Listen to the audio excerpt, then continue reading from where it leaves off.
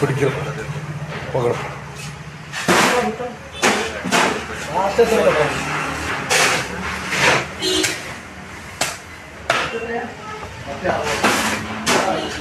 ഇതാണ് മീൻ.